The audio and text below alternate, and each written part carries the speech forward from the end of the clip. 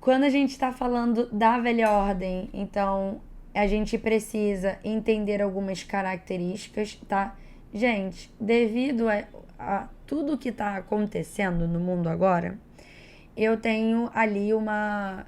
Eu tenho achado muito que as provas esse ano, especificamente como um todo, têm colocado muita questão de relações internacionais, tá? De economia, mas de relações internacionais, muitas vezes relacionado com a economia. O mundo, ele tá de cabeça para baixo, ele tá ao avesso e a gente precisa muitas vezes relacionar fenômenos de agora com antigamente, tá?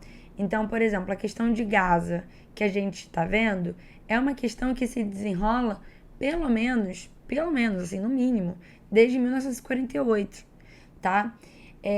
A questão é, esse ano a gente teve atritos muito fortes, morte, violência, tensão entre o Paquistão e a Índia. Falamos de Caxemira. Então tem muita coisa que está acontecendo agora que vem desse período da velha ordem mundial, tá? Eu sempre gosto de tratar no maior espaço temporal. Gente, eu estou escrevendo, tá bom?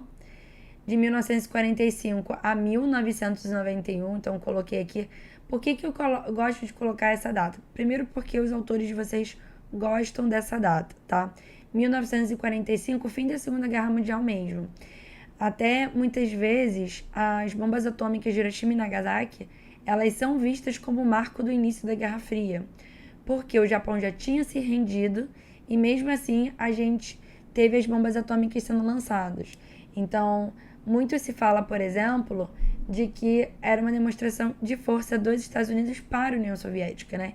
E as próprias relações internacionais dão à União Soviética, né, a estrelinha de ter conseguido, por exemplo, vencer o exército nazista e etc, tá? A nova ordem mundial vai começar em 91, como eu falei para vocês. Ela vai de 91 a 2001. Por que 2001 especificamente, né? Em 2001 a gente vai ter o 11 de setembro. O 11 de setembro lá nos Estados Unidos, onde eu tenho, né, o sequestro de 4 aviões norte-americanos, né, que estavam indo para o espaço aéreo norte-americano. Os 4 conseguiram entrar no espaço aéreo dos Estados Unidos e 2 conseguiu chegar ao seu objetivo, fazendo com que os Estados Unidos tivesse ali o seu maior atentado, né? Então a gente vai ter o ataque às Torres Gêmeas. E aí o 11 de setembro ele traz pra gente um novo mundo, que é um mundo multipolar, é um mundo com a ascensão dos BRICS, é um mundo com o fortalecimento da União Europeia, o aparecimento da União Europeia, né? Porque antes de 92 não era a União Europeia. Então, do fortalecimento dos blocos econômicos. E aí chega a esse mundo que a gente está vendo hoje, tá? Que eu trouxe pontos, né, que eu gostaria que vocês não fossem para a prova sem, tá? E aí, se vocês tiverem alguma dúvida posteriormente, vocês podem me mandar mensagem, não tem problema nenhum. Ai, não entendi muito bem esse ponto, que a gente vai delimitando, tá? Como eu falei para vocês, eu queria começar especificamente falando sobre conceitos da geografia.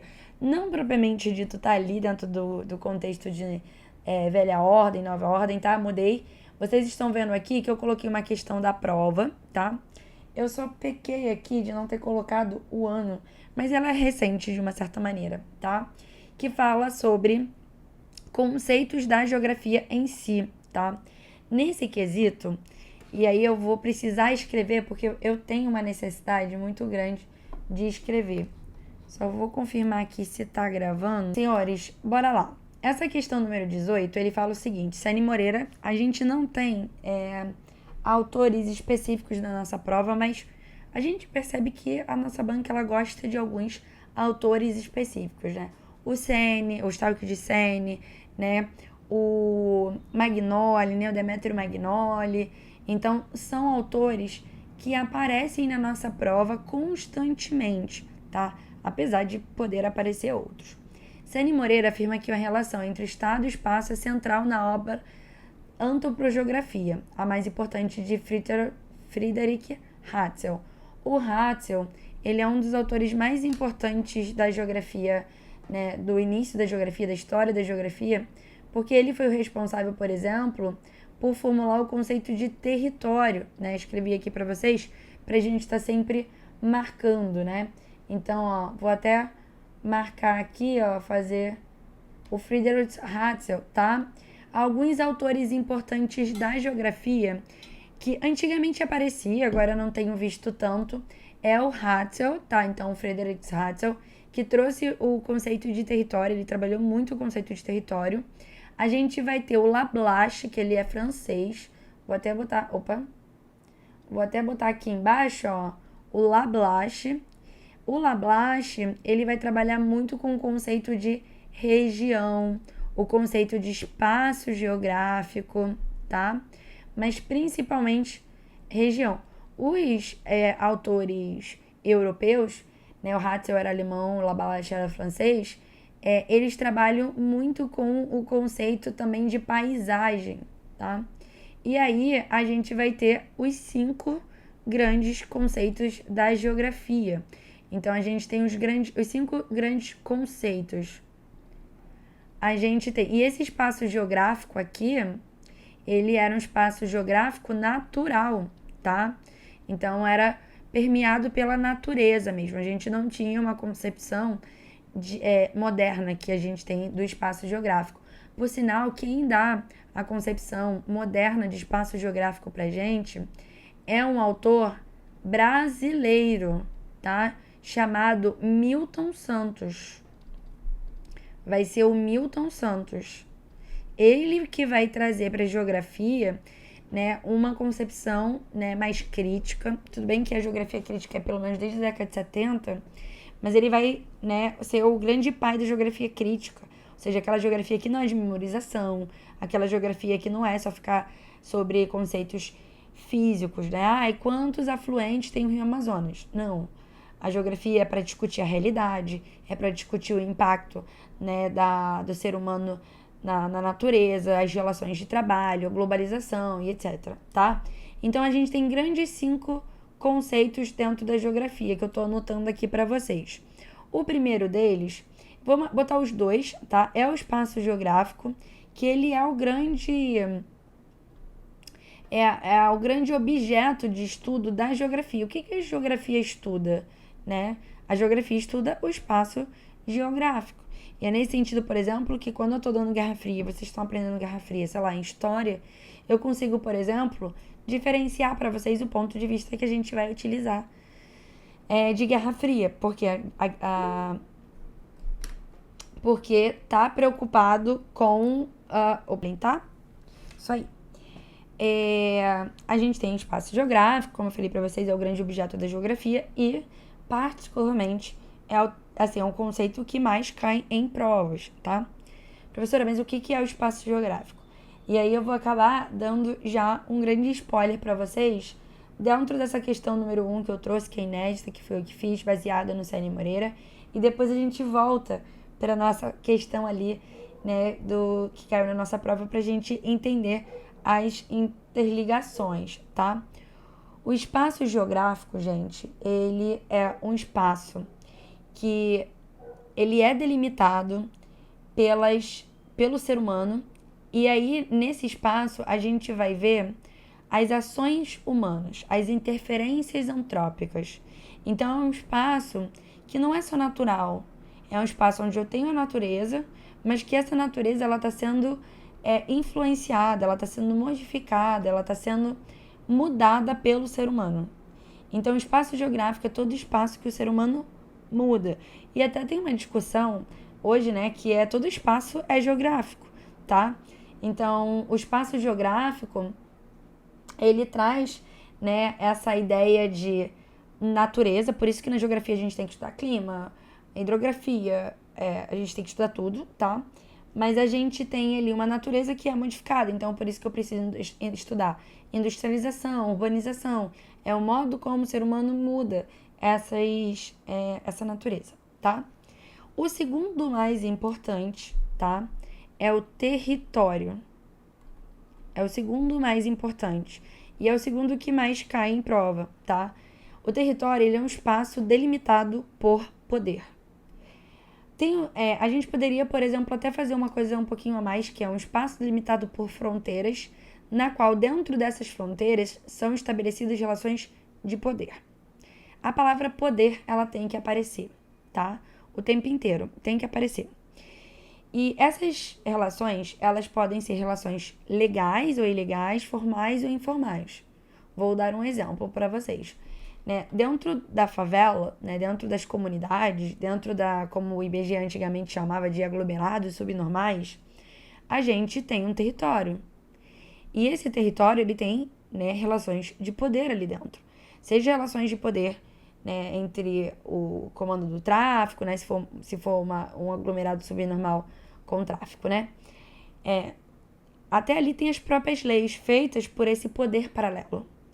Então eu tenho ali um território que é ilegal e é informal, tá?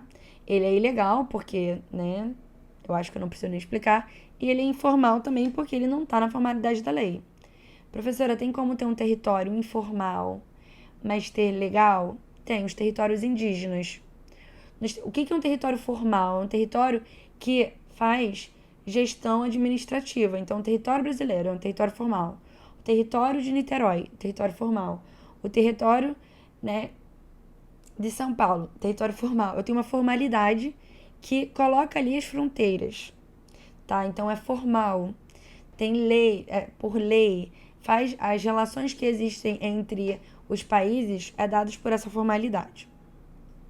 Aí eu tenho os territórios indígenas. Os territórios indígenas, eles são territórios informais, tá? Deixa eu ver. Os territórios indígenas, como eu estava falando para vocês, eles são territórios informais, mas eles são legais, porque eu posso legalizar esses territórios indígenas, né? A Constituição brasileira, ela permite a legalização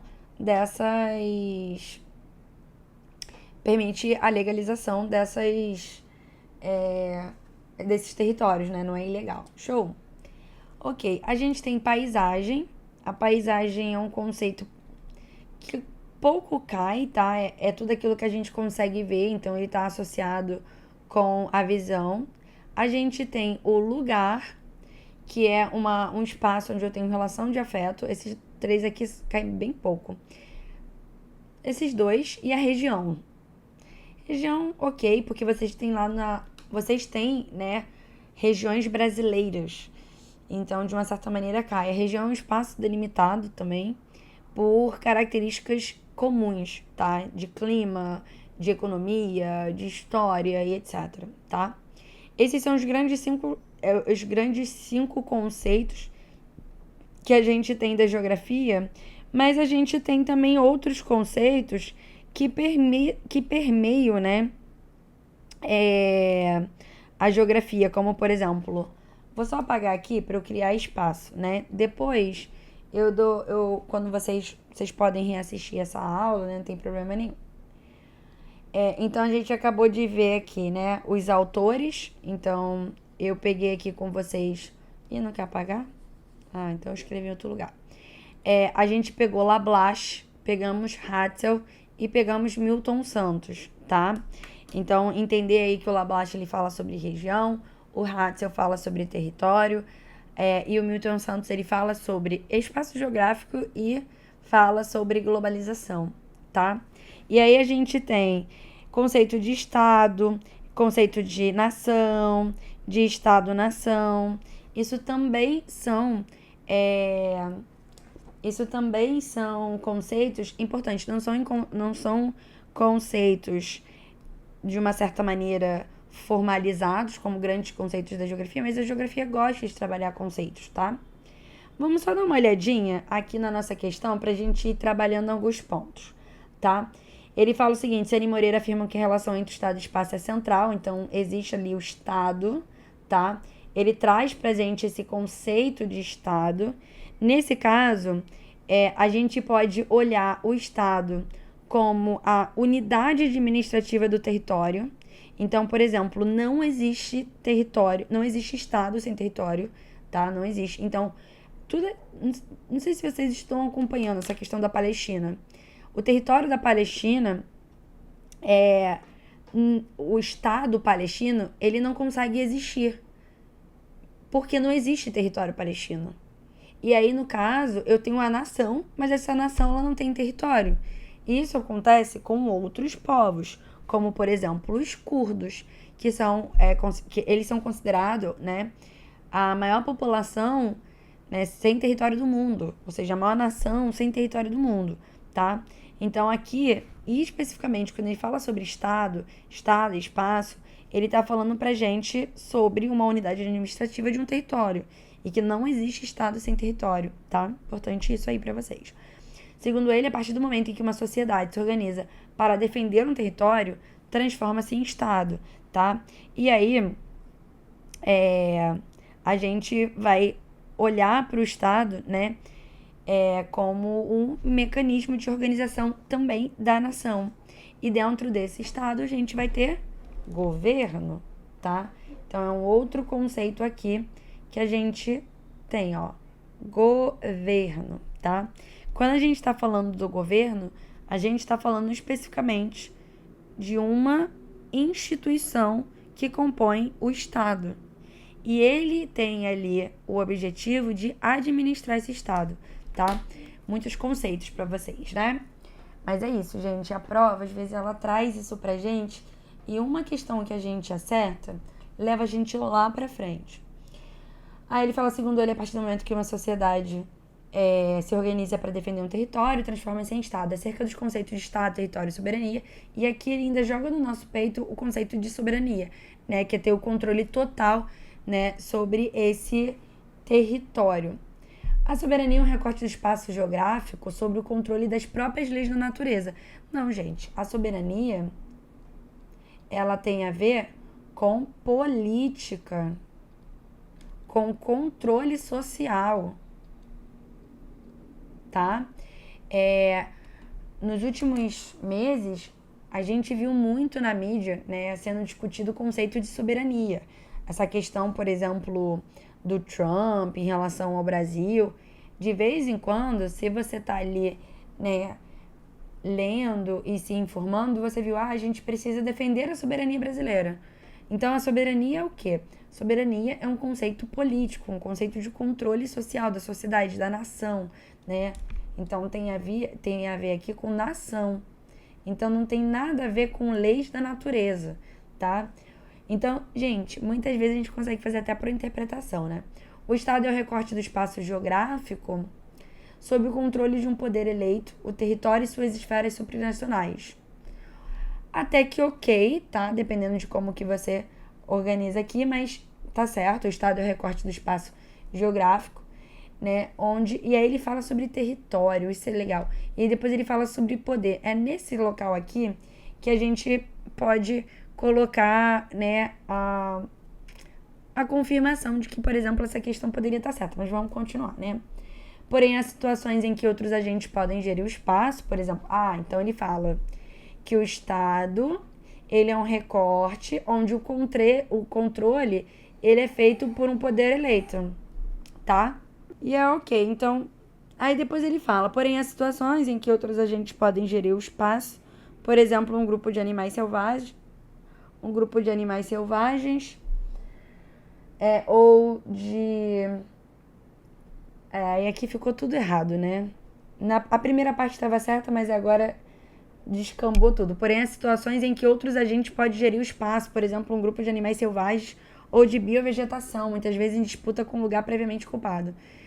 Aí vale a pena eu falar para vocês que esse território, ele é um conceito propriamente humano, tá? Não tem nada. Aí, pronto, aí descaralhou aqui e ficou errado.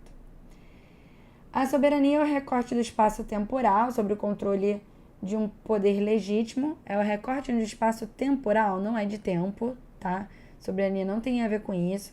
É de um espaço político. Então, vocês percebam que às vezes é uma palavrinha que tá errada, é uma frase que tá errada. Letra D. O território é o recorte do espaço geográfico sobre o controle de um poder instituído, o Estado Nacional. Então, recorte do espaço sob o controle de um poder instituído, ó. Espaço, poder. É o Estado Nacionais e as suas esferas subnacionais, né? No caso, os estados e os municípios. Porém, há situações em que outros agentes podem controlar um território, por exemplo, um grupo terrorista ou de narcotraficantes, muitas vezes em disputas com um Estado legalmente constituído. Vide o que acontece na Síria com o Estado Islâmico, vide o que acontece, deixa eu pensar aqui, né? Fugiu o exemplo para mim. Vide o que acontece no Equador, né? Vide o que acontece na Colômbia com as Farc, até mesmo com a Venezuela, dando exemplos, por exemplo, de Oriente Médio, sobre Talibã no Afeganistão, Talibã no Paquistão, tá? Então, temos aí, de fato, né, o controle de um território podendo ser feito por outros agentes, sem ser o Estado, né, que teve ali o seu governo eleito, que teve o poder eleito. Então, gabarito letra D. Gente, eu considero essa questão fácil, tá? Mas essa questão, ela precisa de vocês lerem devagar, vocês saberem o que é o conceito de território, conceito de Estado, conceito de governo, tá? Bem, eu acho que a minha questão, quando eu olho para essa 18, ela é muito mais fácil. Então, vamos dar uma olhadinha aí na minha questão. Sani Moreira afirma que o conceito de espaço geográfico é fundamental para a geografia, pois expressa o resultado da interação entre sociedade e natureza ao longo do tempo. Esse conceito, amplamente desenvolvido por autores como Milton Santos, envolve as relações sociais, econômicas, políticas e culturais que se materializam na paisagem. Então, essa questão, ela ficou ali orbitando, né? A gente consegue fazer ela só pelo comando da questão, ou pelo fato de eu já ter explicado ela. Mas fica ali orbitando em volta da questão da paisagem, materialização na paisagem, falou do Milton Santos, etc. Então, aqui ele queria o conceito e as implicações na análise territorial, especificamente, tá? O espaço geográfico é o conjunto de elementos naturais? Não é isso. E aí, depois, né? Olhando essa questão aqui, ficou até bem fácil. Mas, ok, sendo estudado de forma isolada na ação humana. Não temos isso. Letra B. O espaço geográfico corresponde a um ambiente natural modificado pela ação humana, sendo produto das relações entre a sociedade e a natureza, onde se manifestam as técnicas, trabalho e as formas de organização social. Isso aqui, técnicas e trabalho, são dois agentes extremamente importantes de modificação do espaço geográfico. São duas palavrinhas-chave muito utilizadas pelo Milton Santos, tá? Então tá aí nosso gabarito já na letra B. Depois ele fala, o espaço geográfico é uma categoria de análise restrita à paisagem urbana, não é restrita. A gente vai olhar para a natureza também. O espaço geográfico é domínio do poder político sobre o território, definido pelas fronteiras. Não, isso aí é uma questão, por exemplo, de Estado, tá? De governo. O espaço geográfico é um conceito abstrato, ele não é abstrato.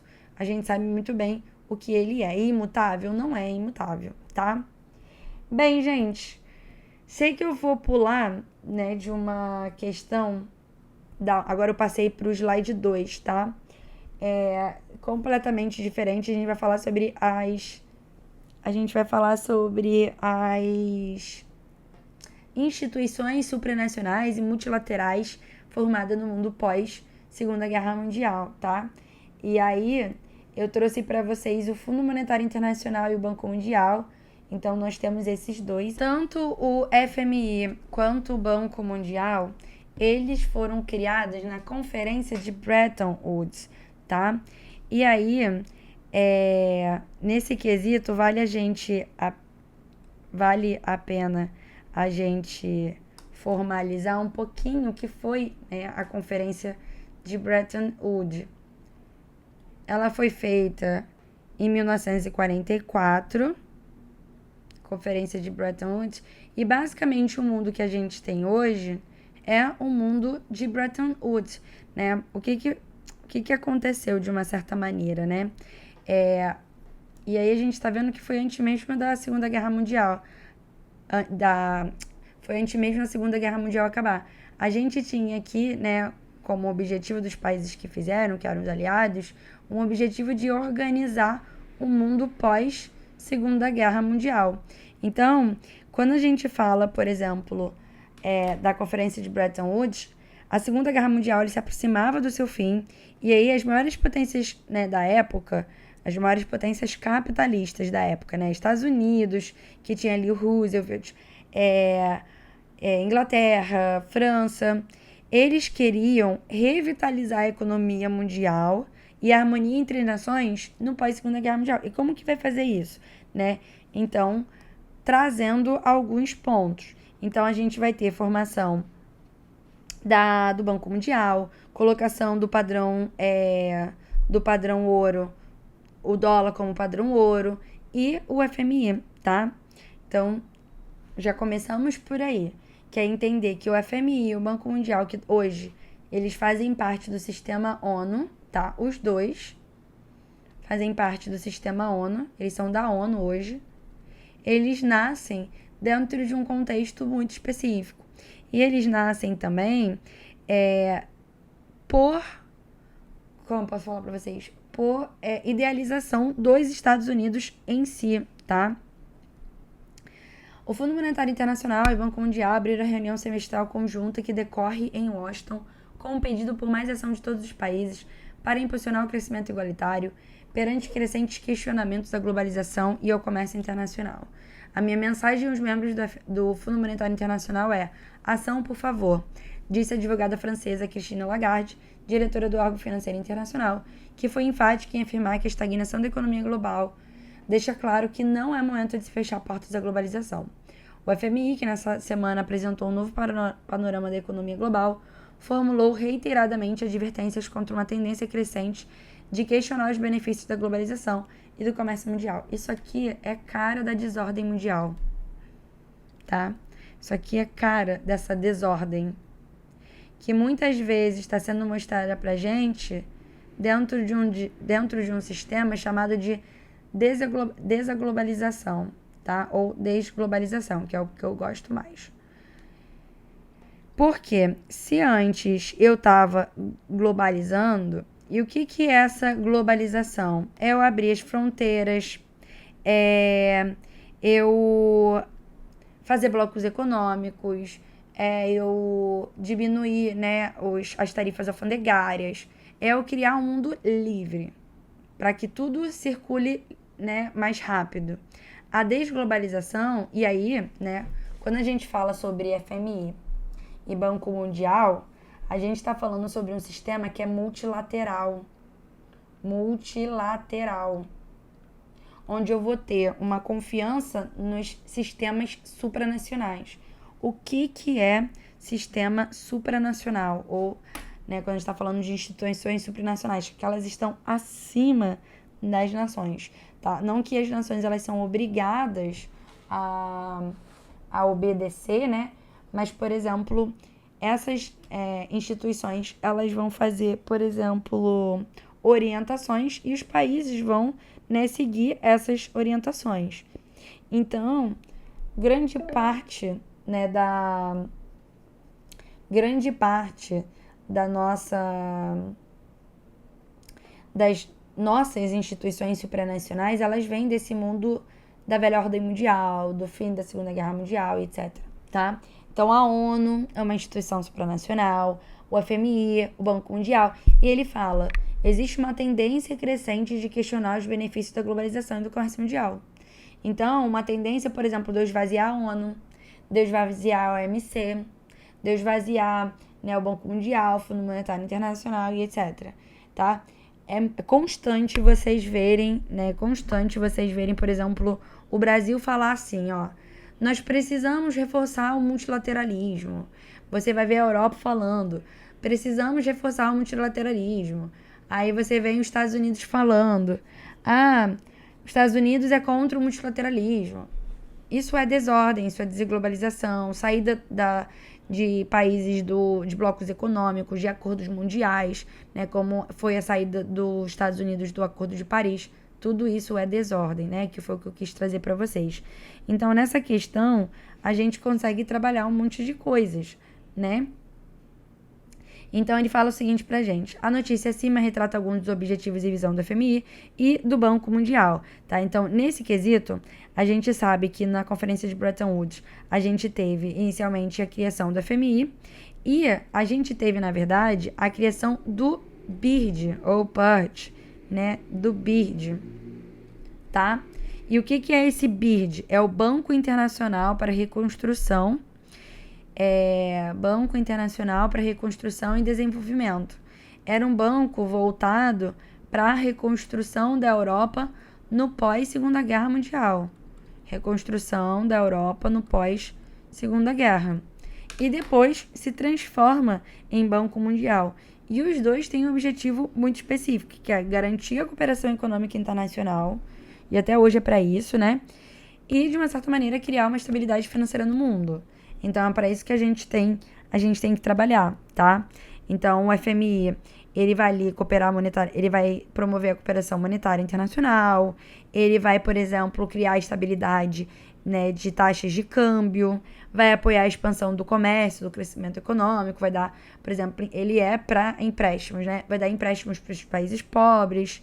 O Banco Mundial, né, inicialmente é para a reconstrução da Europa no pós-Segunda Guerra Mundial, mas ele financia, por exemplo, a reconstrução de economias devastadas por guerra, né, devastadas por fome, por problemas, por desastres ambientais, né, terremotos, etc.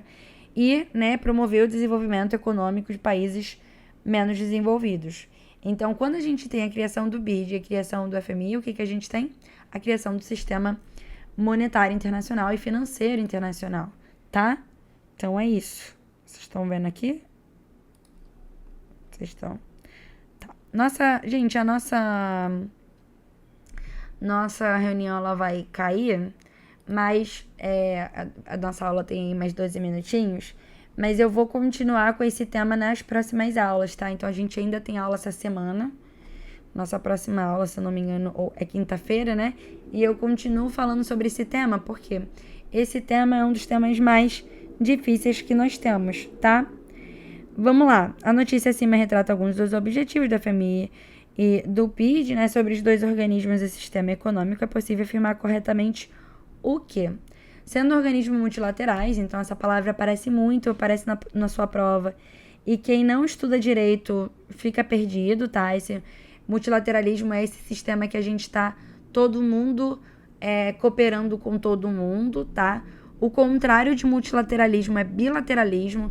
Então, quando a gente quer só... não quer cooperar, não quer ter organismos supranacionais, etc. Primam pela horizontalidade de suas ações? Não, verticalidade. Aqui, ó, a questão quase... bem parecida com a banca de vocês, né? Coloca ali uma palavrinha errada. Elas não primam pela horizontalidade. É todo mundo cooperando com todo mundo em pé de igualdade. Essa é a ideia do multilateralismo, tá? Ou seja, todos os países membros possuem igualdade no voto, na elaboração de propostas de tomada de decisão? Não, né? Aqui a gente tem uma verticalidade, que é todo mundo coopera com todo mundo, mas no caso aqui provavelmente ele está falando sobre até das próprias instituições, e aí que vale então, por exemplo, essa questão que a gente vê que está errado mesmo, igualdade de voto. Não, vídeo que a gente vê na ONU, né? Aqui falou pra gente do FMI e do Banco Mundial, mas voto a gente tem na ONU, e a gente sabe que os votos são diferentes, tá? Então, por exemplo, no Conselho de Segurança da ONU, tem países que são mais importantes do que outros, tá? Então, ok. Aqui ele fala sobre organismos multilaterais primam pela horizontalidade. Nesse caso, a FMI, né, tá acima do Banco Mundial, verticalidade. Se ele estivesse falando das relações entre países, até poderia ser essa horizontalidade, tá? Ambos refletem estruturas de poder do seu contexto de fundação, ok, ou seja, o pós-Guerra Fria, não. Até aqui tava certo. O pós-Segunda Guerra Mundial, tá? Eles foram criados lá em 1944. O novo Banco de Desenvolvimento dos BRICS, gente, eu acho isso aqui tão relevante, tá? Falar do NDB, tão relevante, tá crescendo muito, tá fazendo frente ao FMI, tá? Esse banco, ele tem alcançado aí importantes marcas. Foi fundado como órgão subordinado ao FMI e ao Banco Mundial? Claro que não, ele é dos BRICS, nada a ver aqui. Mas boa questão pra gente fazer, tá? O FMI e o Banco Mundial possuem em suas instâncias decisórias forte assimetria na distribuição de poderes decisórios, isso é verdade, tá? Principalmente no FMI, tá? Quem decide mais é quem doa mais dinheiro para o FMI, no caso, os Estados Unidos.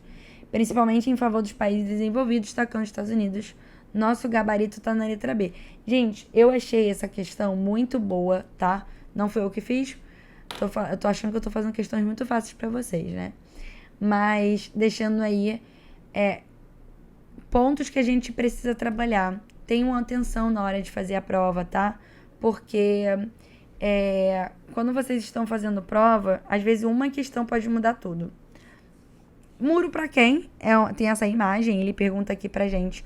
A imagem a seguir está associada aos conceitos territórios de fronteiras, que são instrumentos analíticos fundamentais para análise da geografia. A gente falou bastante sobre isso, né?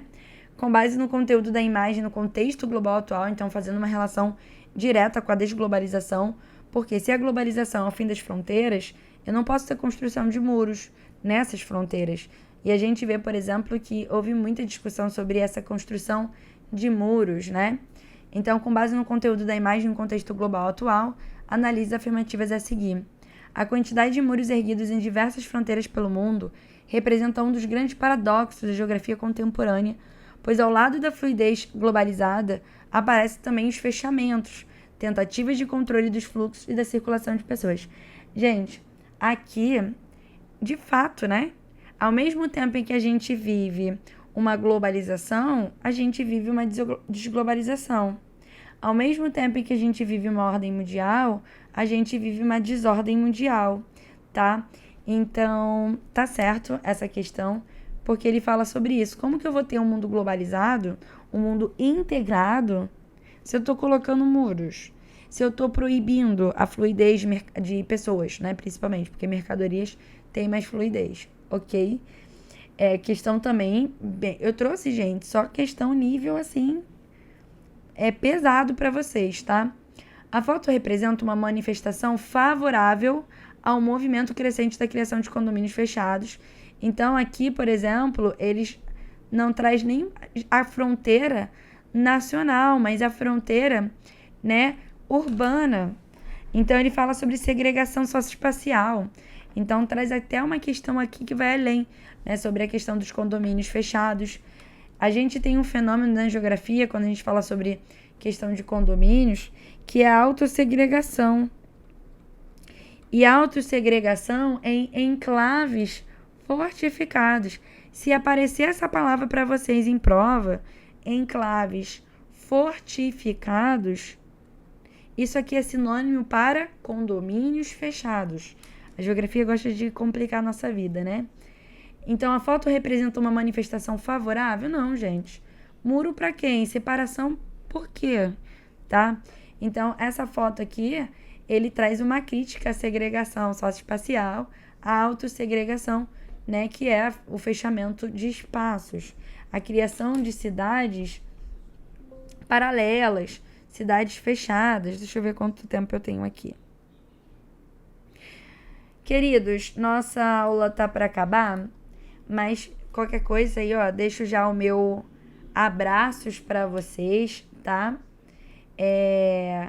Meu até logo, que a gente vai se ver na quinta e a gente continuar, ó. Tem muita questão pra gente fazer: keynesianismo, estado de bem-estar social, fordismo, guerra, economia, neoliberalismo, China, blocos econômicos. Eu só peguei as partes mais difíceis e mais pesadas para terminar com vocês. Tipos de capitalismo, autores do capitalismo, tá? Então a 2 está errada. Nas últimas décadas, presenciamos um aumento significativo de remoramentos e barreiras ao redor do mundo por diversos fatores políticos, econômicos, culturais e ecológicos. Tá aqui nosso gabarito na letra A, tá? Então, gente, também uma questão super avançada para vocês, tá? A partir disso, a gente já consegue visualizar muito do que a gente precisa fechar